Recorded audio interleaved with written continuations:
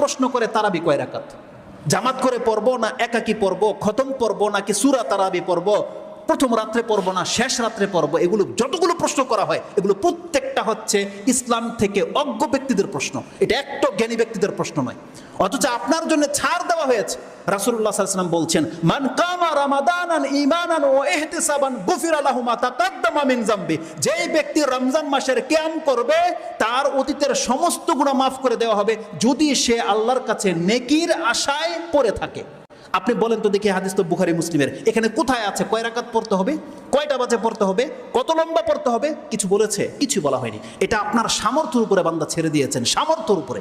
যার যতটা সামর্থ্য আছে যত সুন্দর করে আপনি পড়তে পারেন পড়ে দেখান।